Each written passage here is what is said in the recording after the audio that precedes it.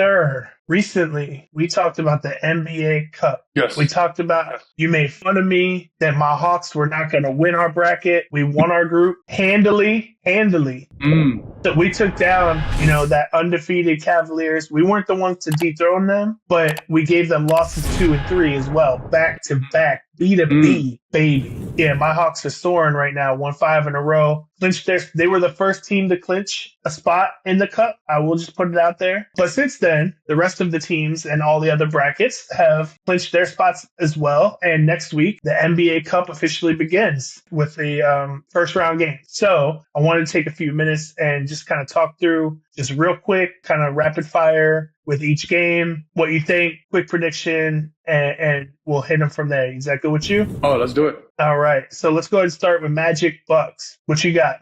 So I think, and correct me if I'm wrong here, Paolo Banchero is still out. He is still out, but his estimated return date is December 8th. Okay. So he could be back for the 10th. Yeah, the 10th for this game. But again, he hasn't been in the mix, right? He hasn't been on the grind of what his team is putting them through. So I'm gonna have to give it to the Bucks. But I just think, but also for the Bucks, real quick, Middleton has been out too. That's fine. And he has an estimated return date of the 6th. And let me just give you a little preference. I'll do this with each team. Regular season series, they have not played each other yet, so there's no win-loss record. The Magic are 4-1 in their last 5. The Bucks are, well, I would say 5-1, but they're 4-1 as well because they just lost to Atlanta tonight. So they're 4-1 in their last 5. So both teams are kind of doing well. And Orlando's 16-8. Bucks are 11-10. So who you got? Listen, man, I got to go with the team that's won the chip before. They know what it's like to be at that stage. Maybe this is a little earlier than they used to, but they still know what that stage feels like.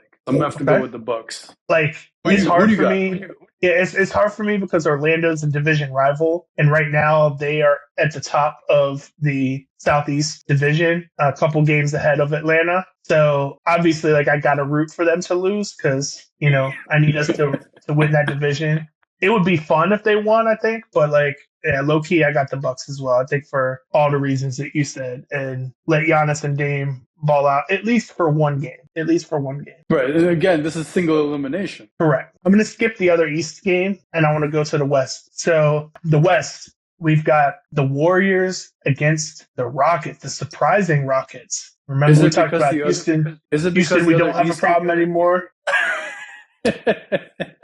Yes, it's because the other East game is Atlanta and the Knicks, and I want to save that for last. Yes. Is that the least important game that we're not even going over? No, it's the most important game. So I want to save all the savagery for the end. Gotcha. Okay, so Golden State's 12-8, Houston's 15-7. I don't think there's any major injuries right now. They've played once against each other. Golden State won that game by 6 in overtime. The Warriors are 0-5 in their last 5 games. The Rockets are 3-2. Who you got? Bro, it's going to be the same thing, right? It's the experience at that stage. Houston, sure, they're young right now, right? They got them young boys coming in, trying to make a name for themselves, like Orlando. But you got Steph, man. How do you go against Steph? Right? He knows, when the guy does this in an away stadium, I mean, how do you go against that? So Yeah. I'm gonna go with Steph. I can't do it. I'm gonna call the upset here. Wow. I'm gonna say the young Bulls get in there, and I mean, again, they got 1, 2, 3, 4, 5, 6, 7 guys averaging double digits a game.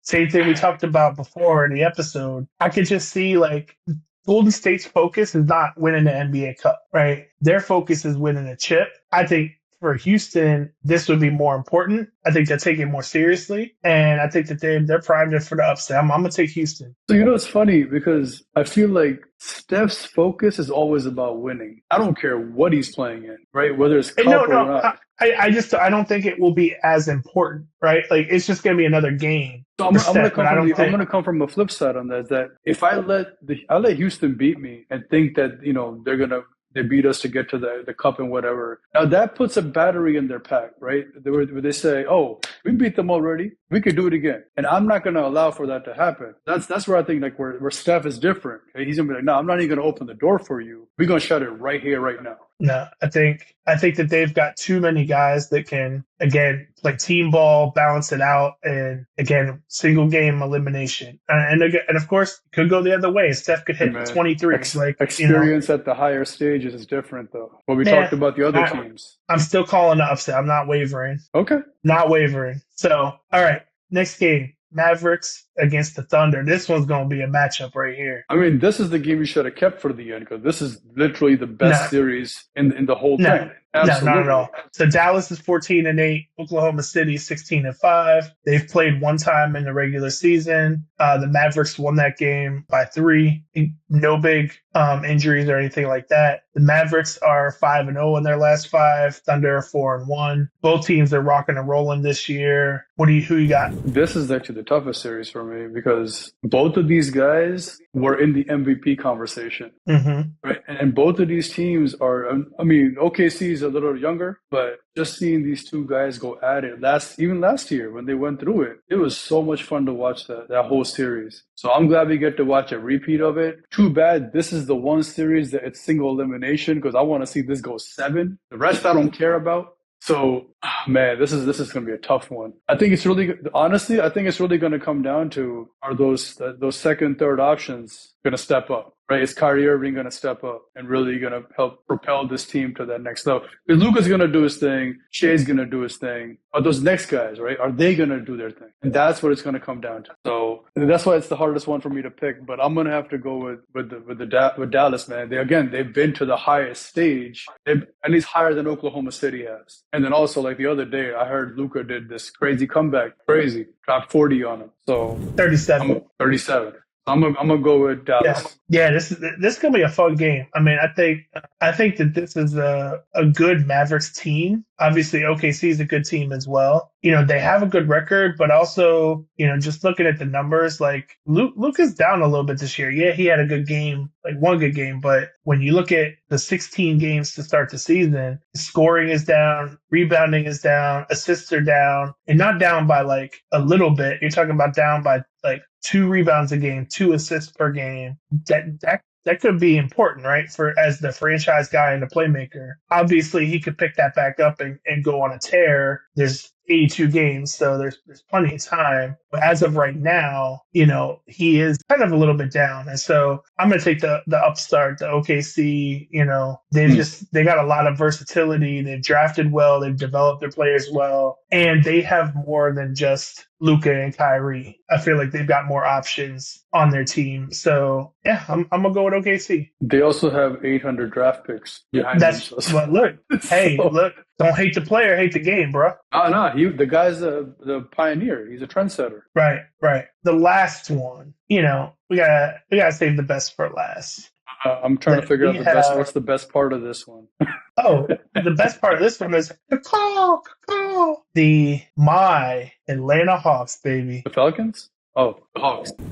No, my Atlanta Hawks. So we have Hawks versus Knicks. That's going to be fun. I almost want to see it. I managed to see if Jay's available that night. I might have to do like a little, maybe we'll like hop on in the fourth quarter, do like a little IG live or live stream or something because it's just too good, right? It's just too good. But Atlanta's 12-11. The Knicks are 13-8. Regular season series. Hawks are up 1-0. They beat the Knicks on by 5, 121-116. That was the one where Trae said to the where he said to the Knicks fans to get your ass out of here. Reference to them booing him in Atlanta. But last 5 games, Hawks are 4-1. Knicks are 4-1. I don't think there's any big injuries on either side, but we should be healthy. Knock on wood for the next couple of games, obviously. I think they're actually playing, the 11th. Yeah, the Cup game is their next game. So, okay. I know you're going to pick the Knicks, so just go ahead and tell me all the reasons why, because I know you're a Hawks hater.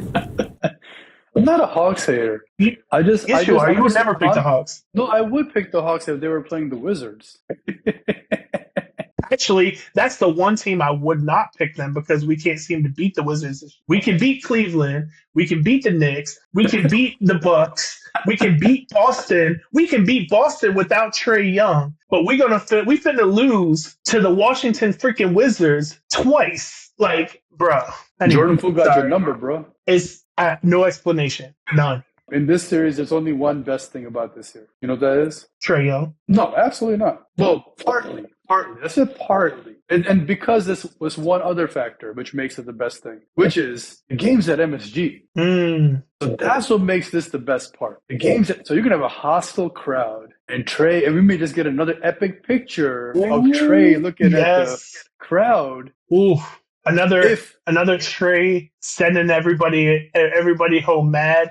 The whole stadium's chanting F Trae Young, F Trae. Oh, I can't wait. I'm getting chills thinking about it. Not even just the stadium. It's the post when they go interview the fans after the game and they're drunk and they get, real rowdy. Yep. And this is if they win. This is only if they win. But you're still going to hear the F Trae Young, and you're going to get that behavior towards, their owner, their other owner, I guess. Mm-hmm. The guy that, kind of basically has a stamp or has his, what is it, the one of the founding bricks of MSG. I think Trae Young has his name on one of them. Oh, yeah, signed everything.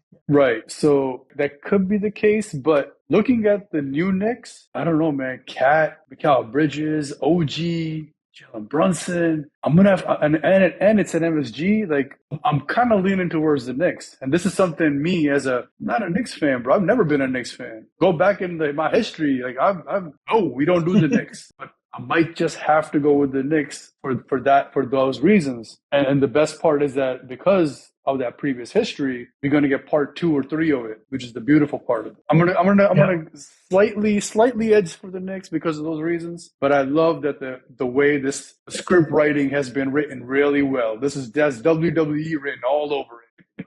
Man, I love it. I will note in that one meeting that we had, Towns had 34 and 16.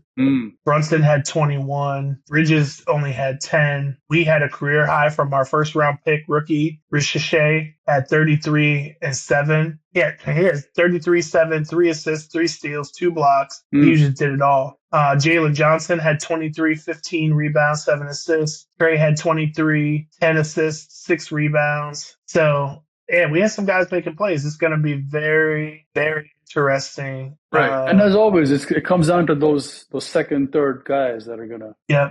Dyson Daniels had 4 steals. Yeah. So, I mean, obviously I'm going with my Hawks. Caw.